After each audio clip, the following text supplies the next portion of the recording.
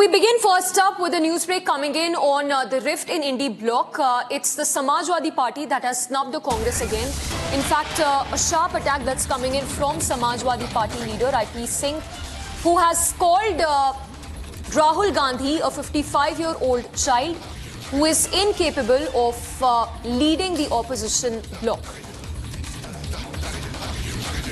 So, Samajwadi Party leader who says that Rahul is a 55-year-old child, calling him a juvenile, saying he cannot lead the Indy bloc. The BJP has trained guns at the opposition in wake of the widening rift in the opposition. Listen in to a reaction coming in from the BJP.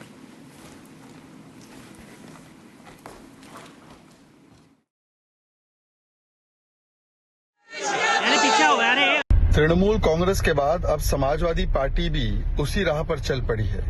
Ramgopal Yadav ji ने तो कहा ही था कि राहुल गांधी हमारे नेता नहीं हो सकते, वो चुनाव हारते रहते हैं। और अब समाजवादी पार्टी के नेता आईपी सिंह, जो उनके मुख्य प्रवक्ताओं में से एक है, वो कहते हैं राहुल गांधी कभी नहीं सुधरेंगे। राहुल गांधी से कोई उम्मीद करना ये व्यर्थ है। राहुल गांधी की उम्र 55 पर दिल बचपन का है। राहुल गांधी से नहीं हो पाएगा, इसलिए नेता परिवर्तित करना पड़ेगा इंडिया अलायंस को। सोचिए, टीएमसी का भी ये कहना, समाजवादी पार्टी का ये कहना, आम आदमी पार्टी का कहना कि राहुल गांधी और कांग्रेस बोझ है। हर रोज कोई ना कोई उठकर कांग्रेस और राहुल गांधी को उनकी असलियत दिखाता है, कहता है कि आप परजीवी बन चुके हो, आप बोझ हो, आपसे नहीं हो पाएगा। अभी तो हर रोज हर घंटे एक ऐसा स्टेटमेंट इशू हो रहा है इंडिया अलायंस से। ये इंडिया अलायंस में मिशन नहीं, ये सब लोग अपने अपने एम्बिशन और अपने अपने पोजीशन के लिए लगे हुए हैं। लेफ्ट पार्टीज ने भी बोला है, इसके अलावा जेएमएम से लेकर जम्मू कश्मीर में ओमर अब्दुल्ला, सभी लोग कांग्रेस को रियलिटी चेक दे रहे हैं। पर कांग्रेस जो है वो रियलिटी चेक लेने को तैयार नहीं है। कांग्रेस पार्टी तो अभी भी राहुल गांधी में ही एक प्रकार से इन्वेस्ट कर रही है, जो 90 इलेक्शंस हार चुके हैं।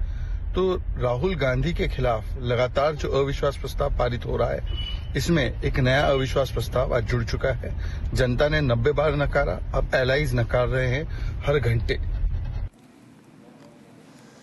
Now, ahead of the parliamentary session, Parliamentary Affairs Minister Kiran Rijiju sharpened attack on the Rahul.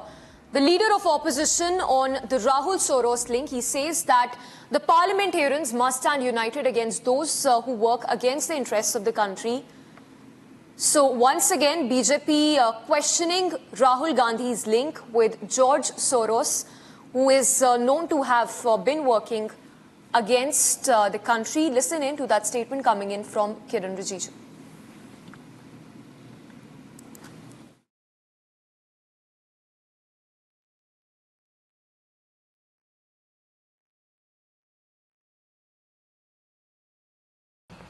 अभी देश में जो मुद्दा सबके सामने में आए हुए हैं, गंभीर मुद्दा है। मैं मानता हूं कि कुछ मुद्दे ऐसे होते हैं जो राजनीतिक दृष्टि से हम नहीं देखना चाहिए। जॉर्ज सोरोस और उसके जो लिंक्स सामने में जो आए हैं, चाहे राहुल गांधी जी का नाम हो, चाहे सोनिया गांधी जी का नाम हो, हम इसको कांग्रेस पार्टी के रूप से भी नहीं देखते हैं। कोई भी भारतीय अगर विदेशी ताकतों के साथ जो भारत विरोधी है उनसे लिंक होते हैं और भारत का खिलाफ काम करते हैं तो गंभीरता से लेना चाहिए। हम इसको पार्टीबाजी के रूप से नहीं देखते हैं। हम हाउस चलाना चाहते हैं, अच्छी तरह से हाउस चले, हम बिल्स भी पास करेंगे, कई मुद्दे उठाना चाहते हैं। कुछ मुद्दे हैं जिसमें राजनीतिक दल अपने अपने पार्टी का सिद्धांत के मुताबिक, और कुछ इश्यूज ऐसे भी होते हैं जो पार्टी स्पेसिफिक भी होते हैं। लेकिन भारत का उभरते हुए ताकत को रोकने के लिए प्रधानमंत्री मोदी जी के नेतृत्व में भारत एक शक्तिशाली देश के रूप में जो उभर के आए हैं, उसको रोकने के लिए कोई भी ताकत देश के बाहर अगर काम करता है तो उसके खिलाफ हम एकजुट होकर के लड़ना चाहिए।